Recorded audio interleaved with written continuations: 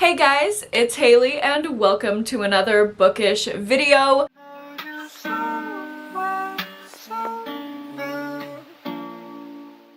Today we are doing a reading vlog and I'm going to dive into paperbacks from hell. If you don't know what a paperback from hell is, this term was coined by Grady Hendrix, who is one of my favorite modern horror authors. He wrote a nonfiction book all about the paperbacks from hell of the 70s and 80s that shaped horror literature at the time. A lot of times they are written off as trashy, but they really helped solidify horror as a genre early on. And over the last few years, quite a few of those iconic books have been republished for a modern audience with an introduction from Grady Hendrix to explain its impact on the horror genre. I have read a couple of these and kind of had a mixed feeling towards them, so I wanted to do a deep dive in this vlog to see what's the deal with paperbacks from hell. Are they worth reading? Are they still relevant?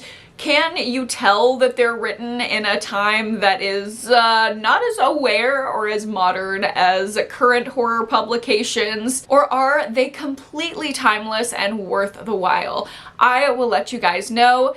In this video, I will be reading two paperbacks from hell, including Rapture by Thomas Tessier and Let's Go Play at the Adams by Mendel W. Johnson. This one I got at Barnes & Noble and it has a little paperbacks from hell logo right here. This one I got from a local indie that only sells horror and it also has the same icon. I've seen these in various different locations, so I think they're sold a bunch of different places, but apparently this one is like a Barnes & Noble exclusive. I guess you can only get it there. I've heard mixed things about both of these books, but I'm interested to see how they hold up. I have already gotten a start on Rapture. Basically, the premise of this book is the main character is the original Joe Goldberg. He is kind of like an American Psycho-esque, very regimented, very unemotional guy, but he gets absolutely obsessed with this woman and he will stop at nothing until he has her. The back literally says, "A love like Jeff's makes a man crazy.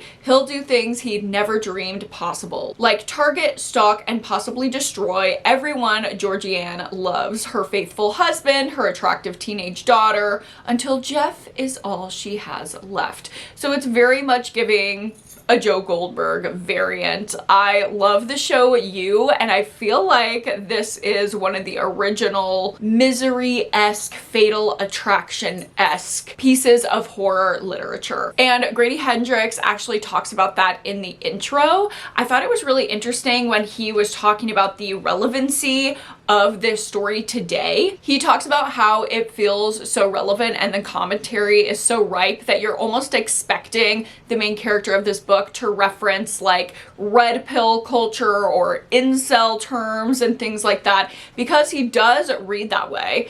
I am a quarter of the way through Rapture and I'm already having thoughts. First of all, I was very skeptical going in. I thought it was going to be problematic just because it was written in a time where misogyny was running wild, especially in the horror genre. It still is now. But I've been pretty impressed with what I've read so far in the first quarter of this book. In this first little section, we follow the death of Jeff's father, and this doesn't really affect him. Again, he's like very unemotional, very avoidant. He gives antisocial personality disorder to the extreme. But his father's death leads him to go back to his hometown, where he starts thinking about this girl he knew in high school, Georgianne. And thus the obsession begins, and he ends up hunting her down under the guise of just reconnecting with an old friend while he's like grieving or whatever. But it is so much darker than that, and I really enjoy seeing his psychosis and obsession just ramp up. It definitely feels very close to something like Fatal Attraction. I also appreciate how the dark psychology around Jeff is really clear.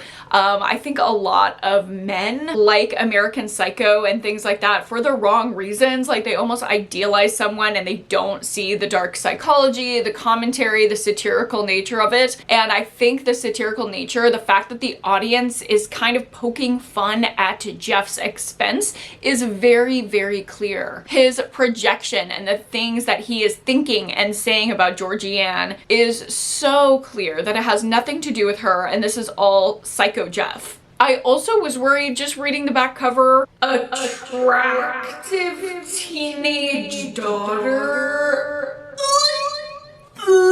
That like turned my stomach. I actually couldn't deal with that, and I was worried that there might be weird vibes there. The author and Jeff makes it very clear in the story that he has no interest in the daughter. He seems to be just obsessed with Georgianne at this point. So those are my thoughts at the 25% mark.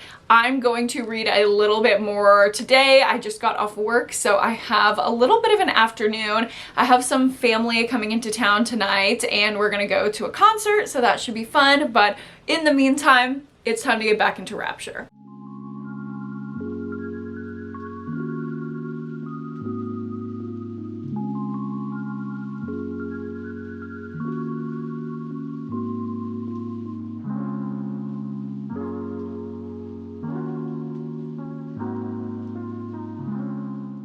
Hello vlog, I've got an update for ya. I'm on part 3 already. Our boy Jeff has gone off the deep end. Remember when I was like, oh yeah, like it's like not as bad as I thought it was gonna be? No. No. This could be Joe Goldberg's father. Like, he is setting the blueprint, okay? He has fallen off the edge. At first he was like, no, of course I'm not gonna think anything about her daughter. Like, that's a child. She could be my daughter. We could live this fantasy life together. Very quickly that went to him objectifying the daughter, being really gross and disgusting, and considering, you know, if Georgianne doesn't want to be with me, maybe I'll just marry her daughter. What? Not the teenage daughter. Jeff. He now has a fake identity. Like, the things are going off the edge. He's already committing murders. So wow, not even halfway through and I'm already at part 3. Jeff has gone off the edge and someone has died. I don't know where we're gonna go from here, but safe to say I'm intrigued. This is a lot. This dude is a lunatic. He is the original incel. He's literally crazy, but I'm low-key eating it up because I just want to see what this man is gonna do next, and I'm kind of waiting for him to get put in his place.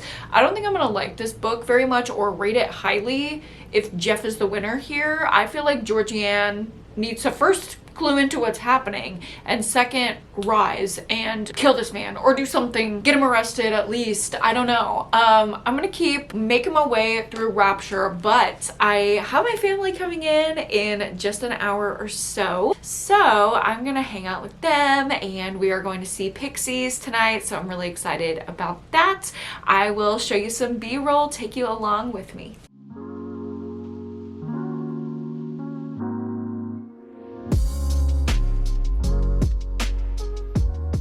Hello vlog, it is much later. We had the whole weekend with my family. It was so much fun.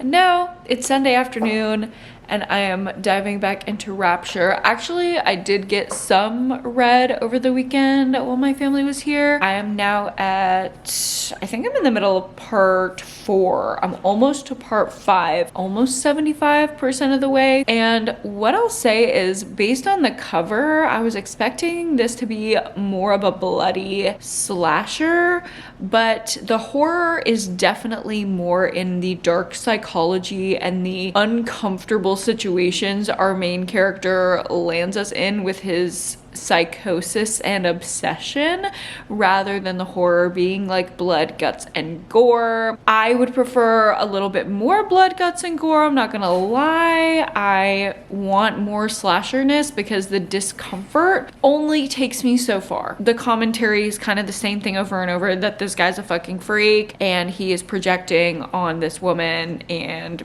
mostly her, but kind of her daughter now as well. There is a weird thing with the daughter. I'm not gonna give spoilers. It's not as creepy or problematic as you might imagine it to be, but it is uncomfortable. You know, this was published in the 80s. Go in knowing that. I'm gonna go ahead and chill here this Sunday afternoon, finish this up, and I will let you know when I have a full review for you.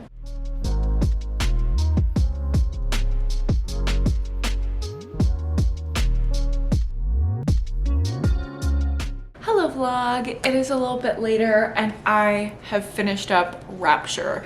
It actually had a really strong close. I feel like the metaphor was really clinched at the end, and I have to keep reminding myself this isn't just another piece of like modern red pill incel commentary. Like, this came out in the 80s. This is really sophisticated for the time that it was commenting on this level of misogyny that's really subtle, that we could say like, oh, he's such a nice guy, but really the dark psychology underneath is really sinister, and that's the horror of it. It's not blood and guts and fun, but it truly is that metaphorical commentary ridden horror that I think is really effective and pretty impressive for the time. That being said, there was a little bit of lagging and a lack of interest around the like 2/3 of the way through the 3/4 of a way % mark. But overall, I really like the ending. I think the ending is great, and I think I'm gonna land on a 4-star. Like, this one does hold up, and not only does it hold up, but it is a little bit ahead of its time. So I'm pretty impressed, although I will say the writing style was pretty straightforward and rudimentary, and y'all know I like something that's got a little bit more flair to it. So we'll see if the next one does any better. I've heard very mixed things about Let's Go Play at the Adams. They're just kids. It's only a game.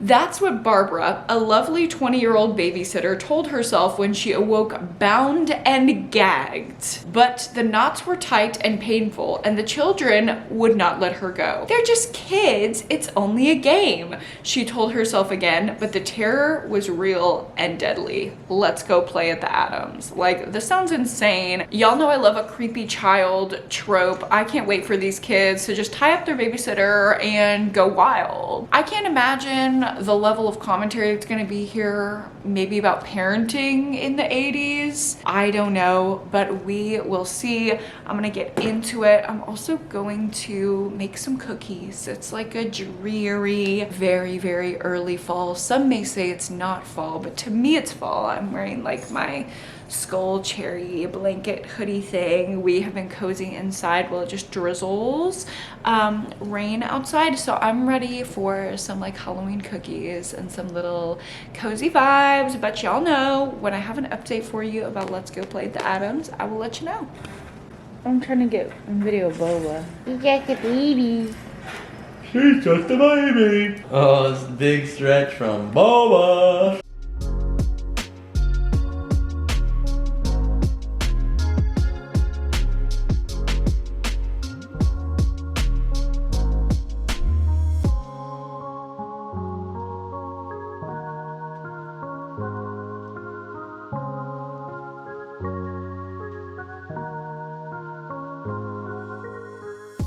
Hello vlog, good morning. It's the next day.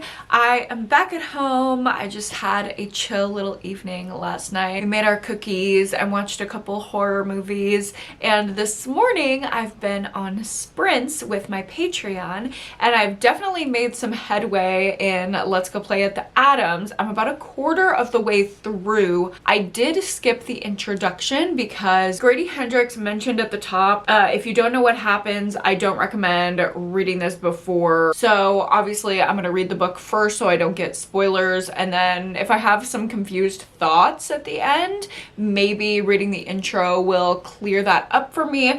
But so far I'm kind of obsessed with it. It's been said that this is one of the most dark and disturbing novels to ever be published, and I have to say at the quarter mark, it's nothing like crazy that's happening. It's just really psychologically terrifying. These 5 neighborhood children have just taken over the babysitter. She was supposed to stay with them for 2 weeks while the parents were on vacation, and they were just like, no, we revolt. It's crazy. They're calling themselves the Freedom Five, and they're just seeing what it's like to exert control over adults. It reminds me of that fucked up, very unethical reality show that came out in the early 2000s called Kid Nation. It's basically Kid Nation, but I think the youngest girl in the Freedom Five is 9, and the oldest girl is 17, and the babysitter is 20. So it's like there's not a big age difference between the oldest Freedom girl and the babysitter. It's talking about like the weird lines that are drawn between when you have agency and when you don't, and like how this newfound agency is affecting each one of the kids, how it's affecting the boys differently than the girls, how it's affecting the younger ones different from the older ones. It's a very interesting dark psychology. And again, I find this really interesting that these like defining horror novels, these paperbacks from hell from the 70s and 80s, have so much more to do with dark psychology than the like dark and disturbing penny horror books of today that feel kind of cheap and just slashery, or the horror is just violence. I really appreciate the depth of psychology in both Rapture and this one so far, but I will say the writing style is again a little straightforward, a little rudimentary, a little boring at times. So maybe that's just a marker of the age, but I am going to continue to get into this on sprints, and I will let you know what I'm thinking when I'm at the halfway point.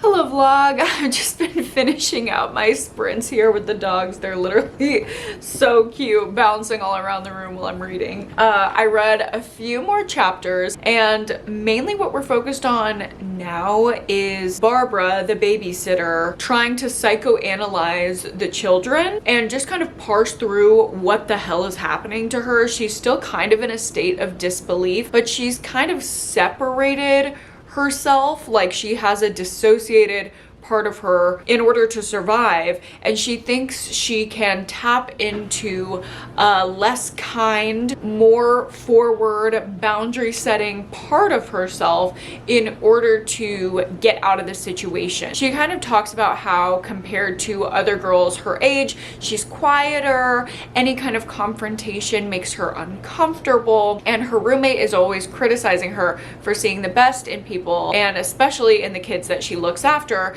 like coddling them and babying them and not treating them with the structure and boundaries that they need. And unfortunately, she does call this like more assertive part of herself sexy Barbara, which I think is really weird to call in the context of child rearing or babysitting. This is where I'm starting to have like a weird feeling about it. However, I do understand the psychology here, and it is interesting. So very disturbing, very weird. It's very effective in its horror. I'm gonna pause my reading here. I'm done with sprints and I have to head to work, but hopefully I'll be able to dive back in when I'm home and let y'all know what I'm thinking. Hello vlog, it is the next day. I did get quite a lot of reading done last night, but I was too tired after work to talk to the vlog, especially because I needed time to process what the fuck is happening in this book. It is dark. It's very like philosophical, and the discussions remind me a lot of things like the Stanford prison experiment, the true crime case that the book The Girl Next Door by Jack Ketchum is based on. Incidents where a sense of agency or a role that you're playing starts to go out of control. It is extremely, extremely dark and disturbing. Last night after reading this, I felt like I needed to take a shower. I am very happy to be on my way to yoga this morning. I feel like I just need to cleanse this book out of my system. This is not for the faint of heart at all. Really gross and hard to read. If you like super, super dark books with this layer of dark psychology, I would recommend this very, very, very hesitantly. know what you're getting into. I guess I will get into the back half later today. As I said, I'm off to yoga and then I'm going to work right after that. So I will let you know when I'm home and able to get a little bit further into Let's Go Play at the Atoms.